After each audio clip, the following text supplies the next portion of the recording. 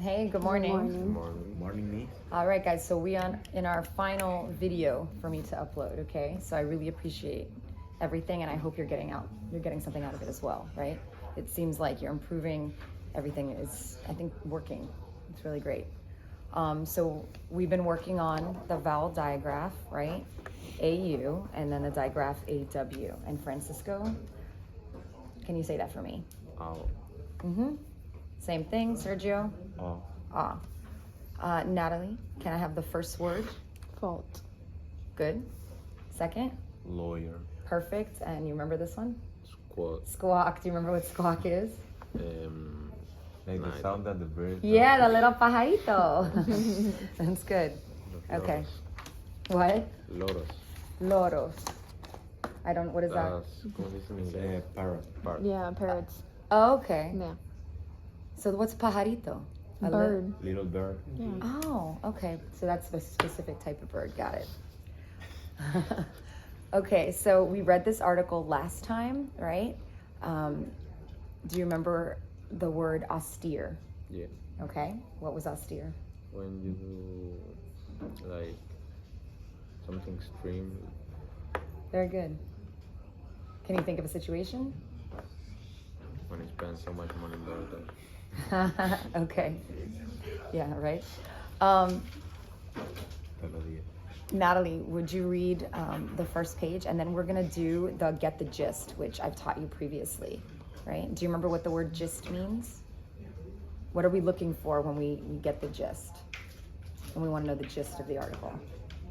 What is just The point, this? the The main, point, yeah. the main idea, exactly. Good. Okay. Living with austerity and living with minimalism are not popular in today's world. Most people today want it all, or have it all, and aren't willing to give that up. I am no different. In my early 20s, I moved to San Francisco and started a performance marketing company. It was successful. My first tax bill was a nice multiple of most people's annual salary. You can imagine what followed. First-class flights, 5-star hotels, putting up with my friends in 5-star hotels, 12 trips to Vegas in as many months, more tech gear than I knew what to do with. I remember sitting in my downtown apartment asking myself, what else can I buy this week? It goes without saying that all the excessive consumption was not healthy for me on a financial or psychological level. Good. Psychological level. PSY.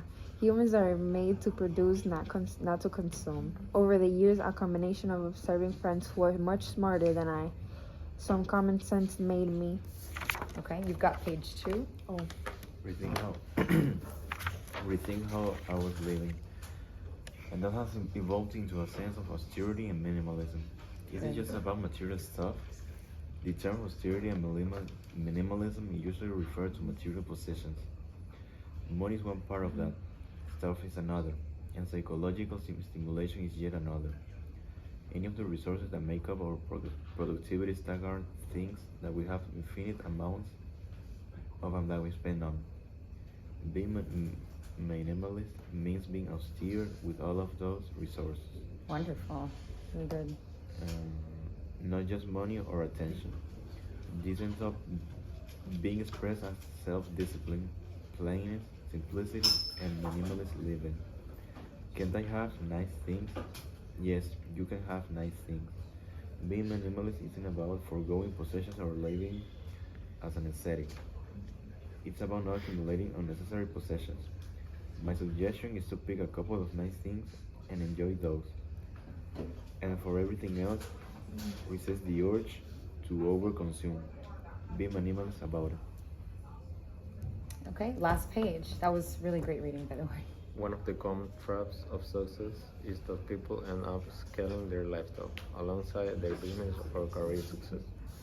I believe that everyone has to go through this at least once to realize how silly it is, and then they adjust to practicing some form of austerity or minimalism. Practicing austerity and minimalism daily. Austerity and minimalism are virtues, and they have to be practiced daily. Do you remember what a virtue is?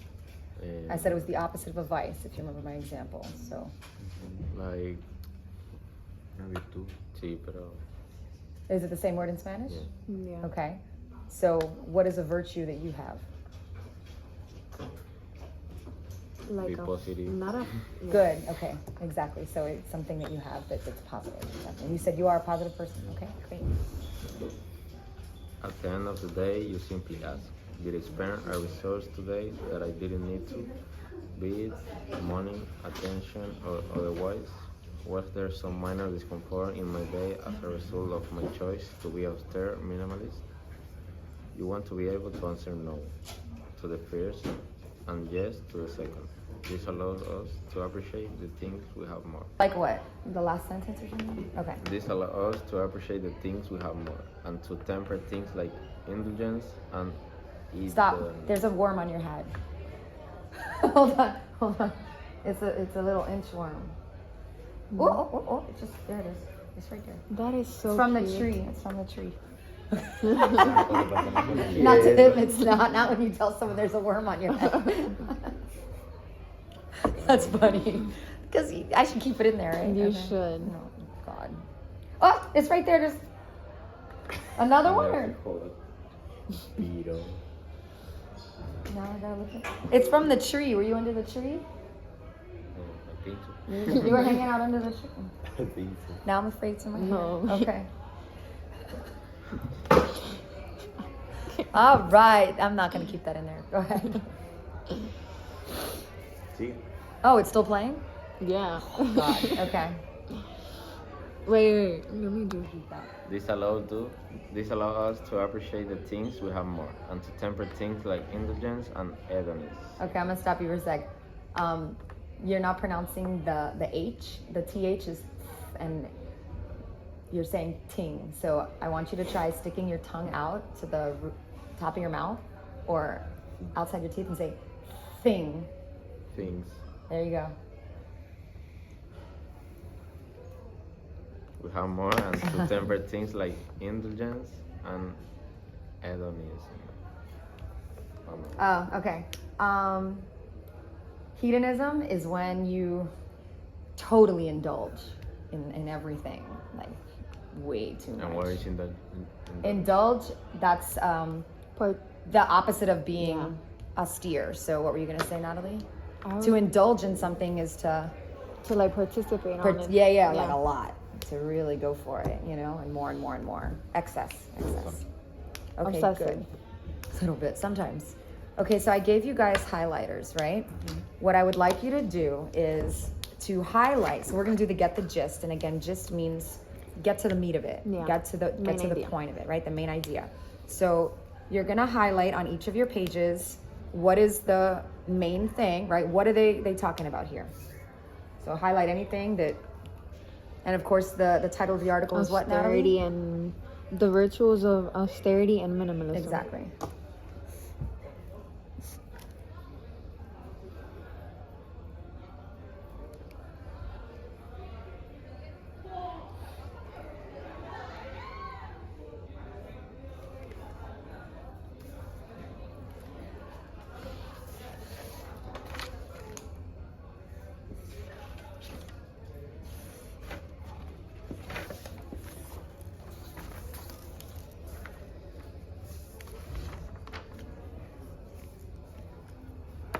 Okay, it looks like you guys did that part. So now it asks you, what is the most important idea about the subject?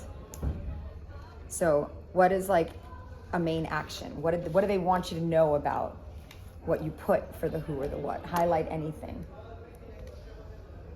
Already did. You already did, okay.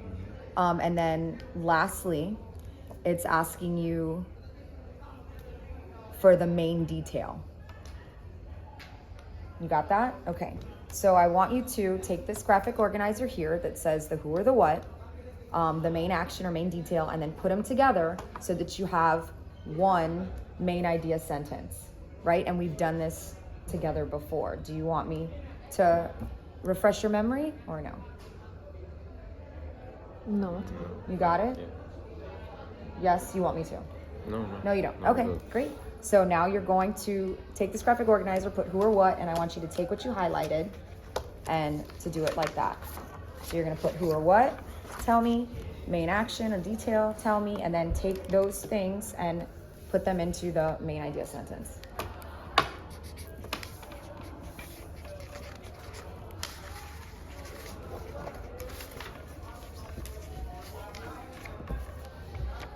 What is the most important idea about the subject?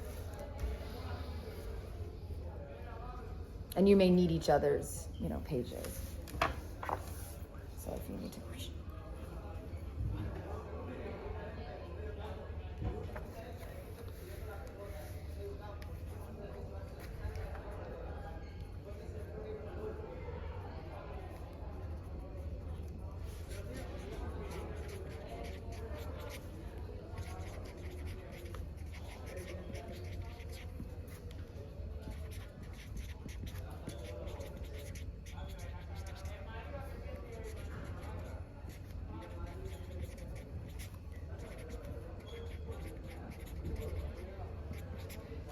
This is funny.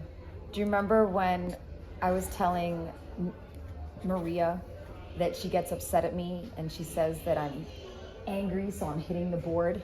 Yeah. So I'm noticing Natalie write scrawling, right? Do you remember what scrawl meant? Look at her handwriting right now. Yeah.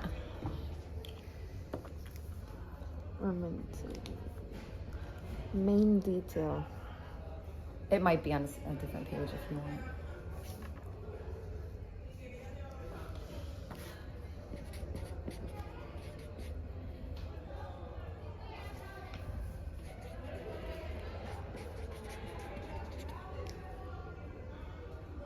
I'll give you another minute. It looks like Francisco's done, yeah? Okay.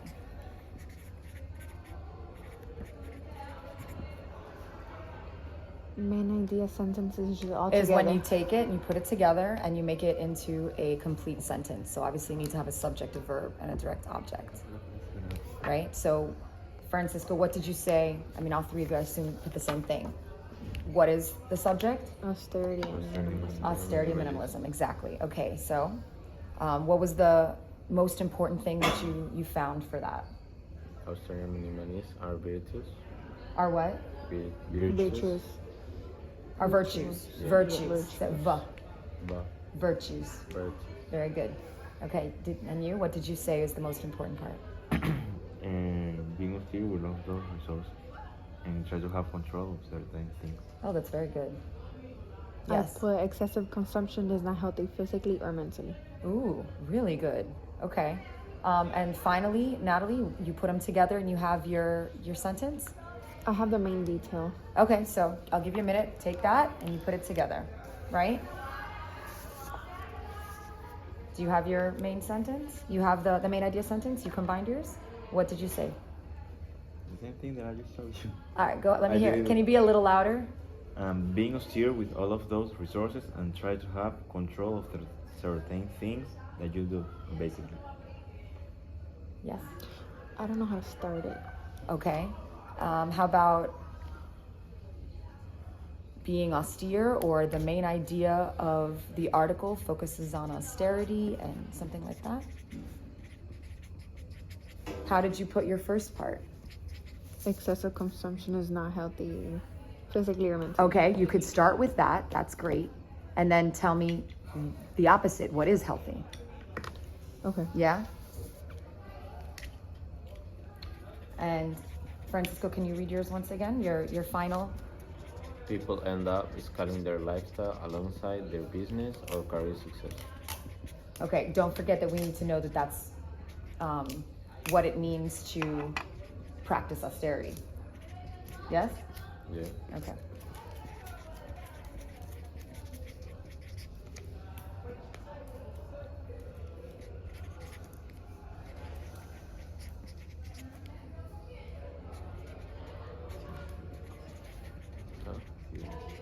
I'm curious, since you've got space on your paper, if you could draw a picture of something that you think would help you remember what the word austere is for the future, what would you draw? Try that. I put the main idea of the article is excessive consumption is not healthy physically or mentally. So maybe try rationing things. Sonadoras. That's all I put. Okay. And a picture for A picture for the word austere. And it doesn't have to be correct. It's something that you know that you're going to remember this word, and that's how you would remember it. What is it to you? something extreme. So Do whatever you want. The draw of Dordas. What? The draw of Dordas. The logo. Do you owe the logo of what? Of DoorDash. Of DoorDash. I like that. Okay, let me see. What would I do? I'm gonna put. Yo puede ser.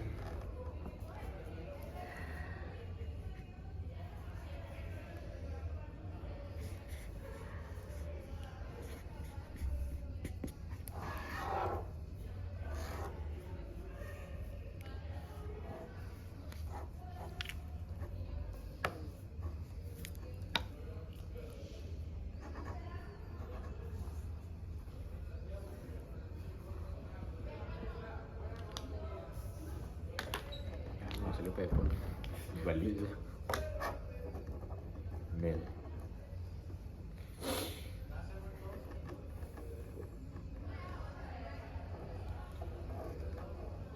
Okay, what did I draw in the middle? Can you tell? The mail.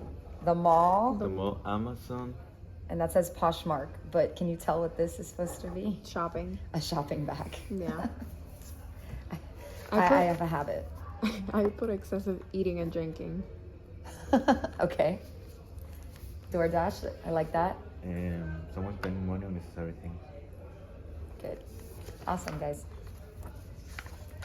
All right, one last thing. Okay? We're not going to get through this all because this is the first time that you're going to see the poem. But it uses the word austere in it. Okay? And one of the hardest things to do is to recognize figurative language in poetry to help you identify the meaning, right? So I'm going to have, Natalie, would you read the first stanza of Those Winter Sundays? But before, you guys remember what a stanza is? Yeah. Good, the groups of paragraphs. So how many stanzas is this? Three. This is 3, good. Sundays till my father got up early and put his clothes on in the blue-black cold. Then with cracked hands that ached from labor in the weekday weather made banked fires blaze. No one ever thanked him. Good. Can you read the second stanza for me, please? I'll wake and hear the cold splintering, breaking. When the rooms were warm, heat cold, and slowly I will rise and dress, fearing the chronic angers of the house. Lastly? Speaking indifferently to him who Indifferently. indifferently Good. to him who had driven out the coal, Driven. driven out the coal and polished my God's shoes as well. What did I know? What did I know of love's austere and lonely office? Good. Okay. So the title of this is Those Winter Sundays. We've talked about symbolism a lot, right? Do you remember what a symbol is? What is the definition of symbol? Well, represents Excellent. Yeah, Something that represents something else. So an like expression or some feeling that you wanna. something deeper. So for example, here is this ring and look what finger it's on, right? So Yeah. this is a symbol of what? Marriage, commitment, Yeah. exactly. And then we have the flag, which is a symbol of Nation, patriotic. the nation, freedom. Patriotism. Patriotism, excellent, good. So, those winter Sundays. I've told you winter usually symbolizes something. Sadness. A lot of times, Darkness. yeah. Sometimes dark, sometimes sad. Nostalgic. Very good, okay. So he says, Sundays too, my father got up early and put his clothes on in the blue-black cold. Now this obviously is not Miami, right? Yeah. Our winter here is not a blue-black cold. Yeah. Blue-black, what do you think of when you think? Darkness. It's dark, Like so right? cold. Yeah, like so cold, Like exactly. New York, like, Yeah, okay, exactly, just like New York. So let's picture New York right now, right? You've been there in the winter before? So he says, with cracked hands That ache. that ached from labor. Ache like Hurts. I move it. Yeah. Yeah. So it's so, like here, Like I was in the pulsating, sun maybe? yesterday. Possibly, Pulsating? yeah. Cracked where, when you were in New York, did you get your lips were Yeah. chapped? Yeah, exactly. So his hands are like that, and it says it's from labor. What type of labor do they mean? Do you know? What does it mean? Work. Excellent. Good. So he's obviously doing something, some type of work, right? Where? He's using his hands. He's using his hands, and Out he in the is cold. out in the cold. Awesome. His labor in the weekday weather made banked fires blaze. So it's the winter. And why does he need to make a fire blaze? What do you think? This is hard to for not us. freeze to death. To not freeze, yes, exactly. So in his stay apartment, warm. to stay warm, exactly. Hypothermia. You guys are so good. So who do you think right now is the speaker of the poem? The daughter. Dude, yeah. I'm I mean, it doesn't. Yeah, why did you think it was a daughter? Because he says to my father. Okay, why couldn't it be a son? But that's excellent. I don't know why I didn't think it was a daughter. Well, Actually, yeah. No, maybe. only, I mean, I see it says Yeah, but Robert, it's a- but yeah, it could, of course, it could be a daughter too. I don't know why. No sé. Yeah, It's the same. it's the same. So he's, you know what? Let's draw a picture first of what you notice in the first stanza, because I always tell you guys that if we can visualize it, right, then we're able to determine meaning.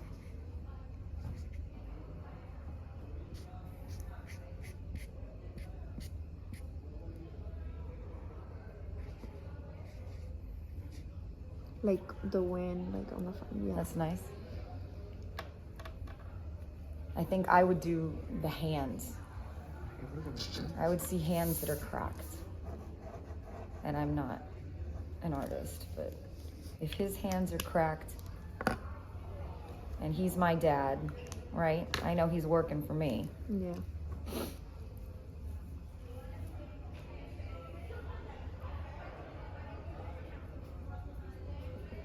There's something else I'm noticing about this stanza. I'm gonna underline the word banked and blaze, as well as weekday weather. That's a certain type of figurative language. Do you remember when we talked about the repetition of sounds? Peter, Piper, pick to peck. Do you remember what it was called? Onomatopoeia. Close. It's with an A. You might not know that one. Alliteration, right? The sound, okay? It says here, no one ever thanked him. So he's doing this for his kid, right? Mhm. How many times we do that, right? Like with your parents, A lot of times. Usually. right? Yeah. Yeah. It would be nice if my son said thank you a little bit more often. I spoil him a little too much. Okay. I'd wake and hear the cold splintering, breaking. Okay. If the cold is splintering, right? He hears things breaking when the rooms were warm. Why would he hear that, you think? Breaking? Like Yeah. maybe tree branches breaking, Okay. falling. The eyes, right? Yeah. Yeah, that's really good. Slowly I would rise and dress, and fearing the chronic anger of that house. Why would there be anger in the house? Why The do you house think? Would be cracks. cold. Okay. Yeah. The sounds that the house make Yeah. because of the eyes. I wonder if it's also, think about the relationship with the father. Think about your own relationship with your parents. Would there ever be an anger in the house? Not necessarily from the house, but yeah. Do you know what I mean? Yeah, well, Like maybe, what do you think Like is the the mood is relationship? not right in the house. Maybe, yeah. We talk Like about it's it's a feeling winter weird, Sunday, yeah. right? So we always call it Sunday Fun Day, Yeah. right? But if you put the word winter in front of Sunday, it might not Well, be the so. cold and the rain make people moody. Yes, it does. So That's I'm guessing good. that's what it means. Okay, good. Speaking indifferently to him. What does it mean when you speak indifferently to someone? Not the same Yeah, as like you usually do. you don't really care so much, Yeah. right? Even though dad is doing what for the kid? Working. Working, Caring of him or her. taking care of anything, yeah. Who driven out the cold and polished my good shoes as well. So dad's doing what? Everything. Everything. And then the kid says, what did I know? What did I know of love's austere and lonely offices? Highlight the last two lines. What did I know? What did I know of love's austere and lonely offices? Take a moment, and what do you think that means?